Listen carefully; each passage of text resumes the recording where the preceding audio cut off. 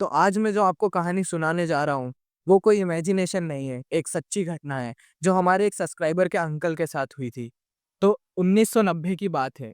उनके जो अंकल रहते हैं, वो हिल स्टेशन पे जाते हैं बिज़नेस मीटिंग के लिए और वहाँ पर उनको 4 दिन रहना पड़ता है और 4 रात। तो उसके अंदर वो लोग जाते हैं, चेक इन करते हैं और उसके बाद उनके पास एक वर्कर आता है, स्टाफ मेंबर आता है होटल का और जो उनको कहता है कि इधर रात के 10 बजे लाइट चली जाती है और किसी को भी बाहर आने की इजाज़त नहीं है। तो वो सोच के सुनकर अंकल तो ऐसे थोड़े हैरान हो जाते हैं। फिर वो सोचते हैं कि ठीक है, होगा उनका कोई रूल और वो जाके चुपचाप सो जाते हैं। तो 9:15 के समय पर वो जाकर सो जाते हैं और फिर रात की 10 बजती है और रात की 10 बजे लाइट चली जाती है। लाइट जाते ही उनको बाहर से गेट के बाहर से फुटस्टेप की आवाज़ आती है। तो जो डोर का पीप होल रहता है, जो होल रहता है उसके अंदर से और उसके अंकल जो है देखते हैं कि बाहर कौन है। तो बाहर वो देखते पहली बार में तो उन्हें कोई नहीं दिखाई देता। फिर उसके बाद में वो जाकर उधर ही देखते हैं कि भई कोई है या नहीं है। दोबारा से वो देखते हैं, फुटस्टेप आती है तो वो दोबारा से देखते हैं और बाहर एक लड़की खड़ी हुई रहती है, छोटी लड़की सफ़ेद ड्रेस में और बाल आगे। तो उनके अंकल का दिल ज़ोरों से धड़कने लगा और उन्होंने सोचा कि स्टाफ ने तो बोला था कि रात के 10 बजे के बाद कोई नहीं जा सकता बाहर, पर ये लड़की बाहर क्या कर रही है? फिर उसके अंकल ने फटाक से दरवाज़ा बंद किया और कंबल ओढ़कर प्रार्थना करते हुए सो गए। तो अंकल ने सुबह उठकर सब बातें वर्कर्स को बताई, पर वर्कर ने कहा कि हम सब जानते हैं सर, आप बस उसे डिस्टर्ब मत कीजिए, ये जगह उसकी है। यह सुनते ही अंकल के हाथ से चाय का कप गिरते-गिरते बज गया। अंकल ने वो पूछा, क्या वो लड़की? फिर वर्कर अंकल को घूरते हुए चला गया। इससे रात हुई, फिर अंकल लेटे हुए थे पलंग पर और वो सोच रहे थे कि कौन थी वो लड़की और क्या चाहती थी। फिर उसके बाद वापस रात की 10 बजती है और लाइट चली जाती है। फिर अंकल वो दरवाजे का जो छेद होता है, वहाँ से फिर झाँकते हैं कि कौन है। उसी समय पर वही लड़की वापस से। फिर वो सोचते हैं कि क्या चाहती होगी ये लड़की, पर इस बार अंकल डरे हुए नहीं थे। इस बार अंकल उत्सुक थे। उन्होंने गेट खोला और देखा बाहर, पर बाहर कोई नहीं था।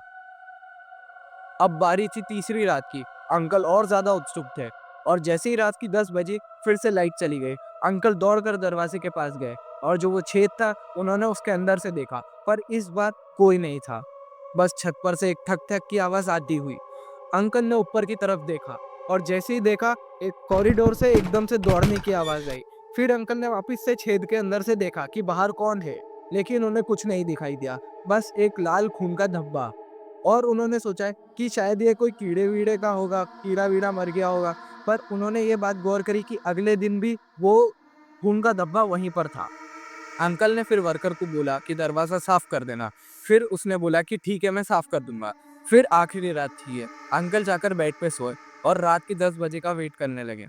जैसे ही रात की 10 बजी फिर से लाइट चली गई। फिर अंकल दौड़कर पीप होल के पास गए, जो छेद था वो दरवाजे के अंदर, वहाँ गए और उन्होंने वापिस से बाहर देखा। पर बाहर इस बार भी कोई नहीं था, पर वापिस से वही लाल धब्बा। और उन्हें कहीं न कहीं ऐसा एहसास हो रहा था कि उन्हें कोई न कोई देख रहा है। तो अंकल ने अगले दिन वर्कर को बुलाया और एक टिप देते हुए पूछा कि ये कौन है? तो पहले तो वर्कर चुप रहा, फिर उसने बोला कि यहाँ पर पहले एक फैमिली रहती थी, जिसमें एक लड़की थी जिसका नाम जूडी था और उसके मम्मी-पापा रहते थे। जूडी अपने मम्मी-पापा के साथ किचन में बैठी हुई थी और उबलते हुए पानी का पतीला उसके ऊपर गिर गया और उसका मुँह जल गया और उसकी आँखों से भी खून आने लगा। उसने वहीं पर दम तोड़ दिया। तो ये थी कहानी जूडी की। तभी से रोज रात 10 बजे वो अपने घर में घूमने आती है, क्योंकि ये उसका घर था।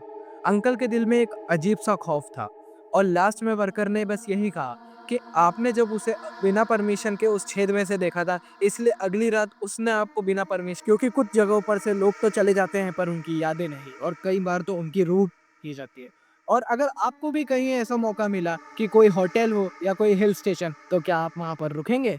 और अगर रात को 10 बजे वहाँ पर लाइट चली गई, तो चुपचाप बिना किसी मस्ती के आप कंबल ओढ़कर सो जाएँ। हो सकता है कि वो जूडी हो।